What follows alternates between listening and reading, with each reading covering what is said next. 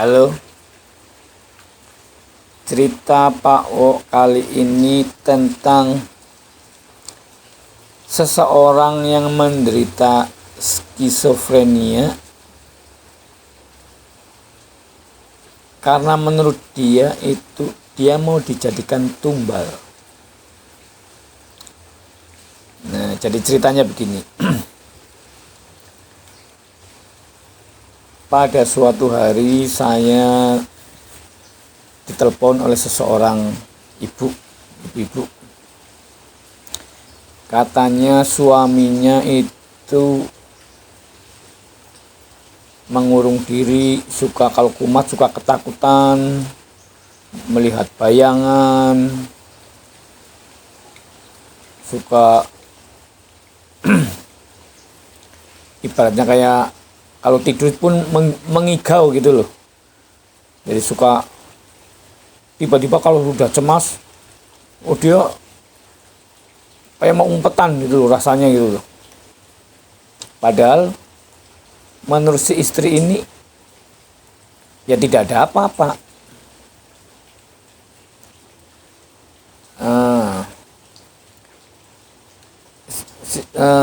Sehingga kan suaminya itu udah nggak bisa kerja lagi. Padahal biasanya kan mereka itu sama-sama berjualan, suami istri itu berjualan bareng. Tapi karena keadaan suaminya itu sedang tidak baik-baik saja, maka sementara istrinya lah yang menjaga tokonya. Suaminya ini ibaratnya hanya di rumah, karena kalau ketakutan itu udah pokoknya kayak nggak bisa ditenangkan. Nah, istrinya akhirnya menghubungi saya.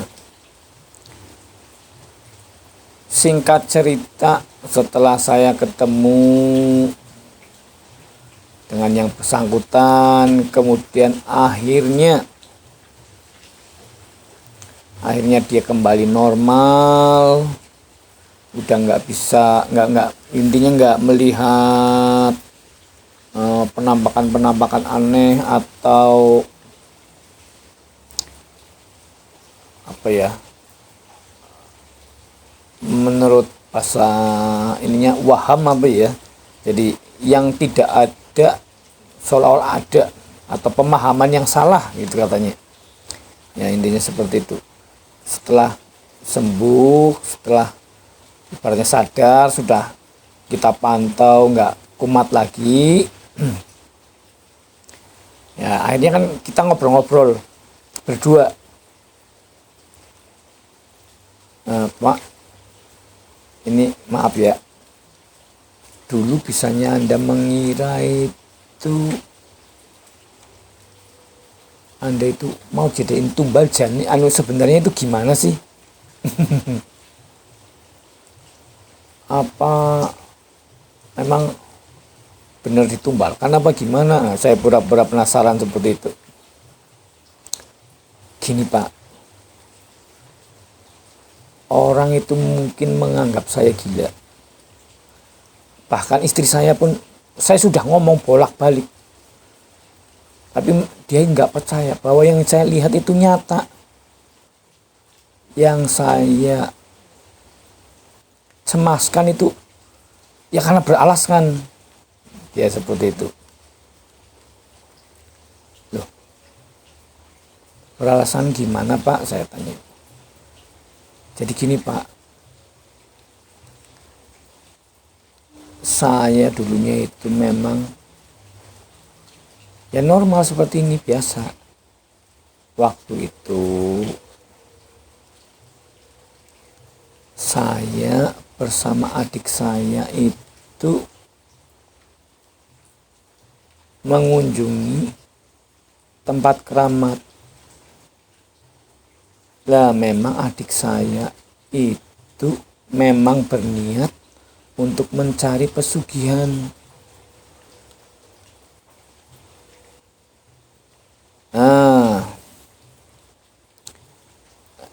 saya kira itulah cuma nemenin ya, oke lah, apa masalahnya, toh bukan saya pelakunya.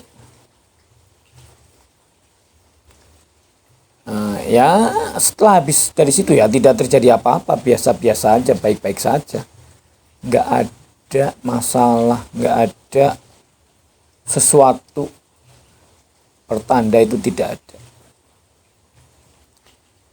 Nah, berapa bulan kemudian setelah mengunjungi tempat keramat itu,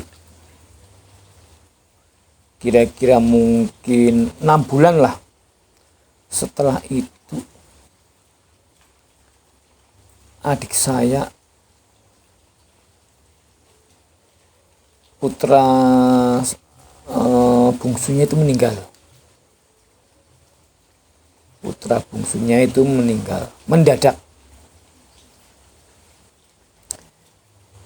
Dia masih, padahal baru berapa bulan umurnya, jadi intinya masih bayi, meninggal. Jadi waktu melakukan ritual itu masih mengandung istrinya, belum lahiran, belum. Kemudian berapa bulan setelah melahirkan, tiba-tiba bayinya itu meninggal.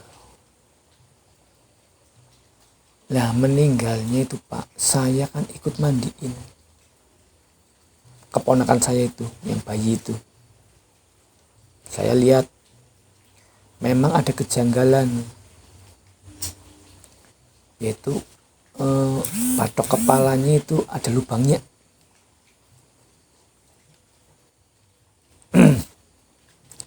Tapi saya tidak menghubungkan dengan apapun waktu itu. Ya intinya hanya saya membatin, ini ada apa, kenapa ini bayinya ini, ponakan saya kok ada lubangnya di ubun-ubunnya. Oke, tidak saya pikirkan. Tapi setelah itu memang adik saya itu usahanya luar biasa. Orderan dari mana, hampir seluruh Indonesia datang. Entah kebetulan atau memang apa, saya tidak tahu. Tapi intinya adik saya itu, tokonya adik saya itu mengalami kemajuan luar biasa. Karena kami itu bersebelahan tokonya, kami sekeluarga itu tokonya bersebelahan. Nah, semenjak itu juga saya mulai kayak melihat kelebatan hitam. Kadang, ya ini saya bisanya ketakutan karena kadang-kadang waktu saya mandi atau saya sedang sendirian, itu kadang ada suara seperti ini, Pak. Sebentar lagi kamu yang akan saya ambil. Nah, ada suara seperti itu, Pak. Itu saya akhirnya mau mandi pun trauma. Saya mulai takut mandi. Saya mulai sering ketakutan sendiri. Karena itu sering ada kelebatan, sering ada suara, dan sebagainya. Tapi tidak saya ceritakan ke istri atau keluarga lainnya. Saya pernah ngomong ke istri, apa jangan-jangan, saya cuma nyindir, apa jangan-jangan itu ya adik kita itu karena ini ya. Nah, oleh istri saya malah saya dianggap terlalu mengada-ada. Karena menurut dia dia laris ya karena orderan banyak, karena memang dia membuka ibaratnya cabang apa bukan ya, membuka divisi baru gitu. Jadi mungkin kebetulan terus jadi banyak orderan gitu. Jadi intinya istrinya tidak percaya bahwa ada ritual pesugihan itu. Ya, ternyata memang percaya tidak percaya, memang setelah saya lihat ya karena memang itu benar. Jadi dia itu gila atau mengalami skizo itu bukan karena keturunan, bukan karena keadaan, atau karena obat-obatan terlarang, atau karena apa, tapi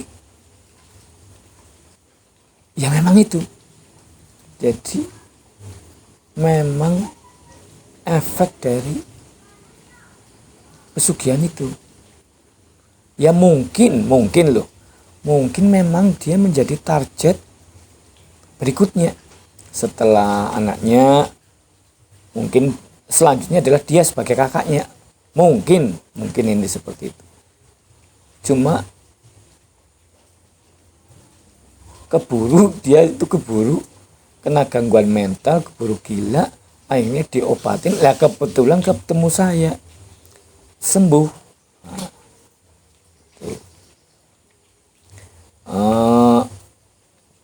Kita fokus ke cerita ini saja karena kita tidak usah menyinggung. Lah bagaimana dengan adiknya, apakah bagaimana ya, itu urusannya dia. Tapi intinya kita fokus bahwa penderita skizofrenia itu memang kadang-kadang melihat yang orang lain tidak bisa melihat. Bahasa spiritualnya itu mata ketiganya itu terbuka terus. Harusnya kan manusia normal itu tertutup terus, kadang terbuka, tapi kadang saja, tidak terus menerus 24 jam terbuka. Ya ini mungkin karena efek apa sehingga terbuka 24 jam. Makanya dia bisa melihat dan merasakan ketika si pesugihan adiknya itu sedang mengincar dia. Nah sekarang sih sudah sembuh, sudah normal lagi. Tentang cerita tentang adiknya mungkin di lain cerita. Yang penting kita fokus bahwa penderita skizofrenia memang bisanya dianggap gila itu memang menurut mereka kan melihat sesuatu yang tidak ada. Ya karena padahal aslinya memang sebenarnya melihat yang tidak orang lain lihat. Gitu. Itu cerita dari saya. Sampai jumpa di cerita-cerita selanjutnya. Untuk diketahui saya hanya seorang terapis otodidak.